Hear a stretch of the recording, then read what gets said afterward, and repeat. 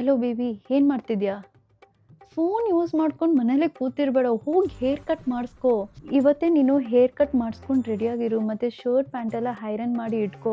ನಾಳೆ ನೀನು ನನ್ನ ಮನೆಗೆ ಬರೋವಾಗ ನೀನು ಆನ್ ಟೈಮಿಗೆ ಬರಬೇಕು. ನಮ್ಮ ಅಪ್ಪ ಪಂಚುಯಾಲಿಟಿ ಎಲ್ಲ ತುಂಬ ನೋಡ್ತಾರೆ. ನೀನು ಲೇಟಾಗಿ ಬಂದರೆ ಅವರು ಅಷ್ಟೇ ಮೂಡ್ ಆಫ್ ಆಗಿಬಿಡ್ತಾರೆ. ಪ್ಲೀಸ್. ಮತ್ತು ಬಿಯರು ಟ್ರಿಮ್ ಮಾಡಿಸ್ಕೋ, ಸರಿನಾ? ಗೊತ್ತಿಲ್ಲ, ನಂಗೆ ತುಂಬ ನರ್ವಸ್ ಆಗ್ತಾಯಿದ್ದೀನಿ, ಮತ್ತು ಹೊಟ್ಟೆದಲ್ಲಿ ಏನೋ ಒಂದು ಬಟರ್ಫ್ಲೈಸ್ ಬಿಟ್ಟಂಗೆ ಥರ ಆಗ್ತಿದೆ.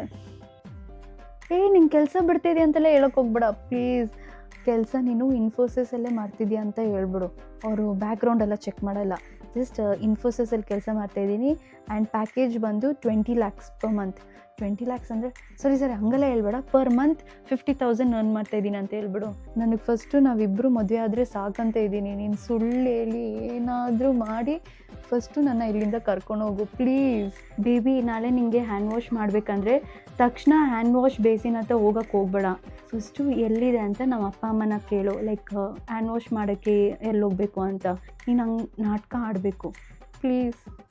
ಬೇಬಿ, ನಾಳೆ ನನ್ನ ಚಿಕ್ಕಪ್ಪ ಏನಾದ್ರು ನಿನಗೆ ಇಷ್ಟ ಆಗದಿರೋದು ಕ್ವೆಶನ್ಸ್ ಏನಾದ್ರು ಕೇಳಿದ್ರೆ ತಕ್ಷಣ ಅವರಿಗೆ ಆ್ಯಟಿಟ್ಯೂಡ್ ಆಗಿ ರಿಪ್ಲೈ ಕೊಡೋಕ್ಕೆ ಹೋಗಬೇಡ.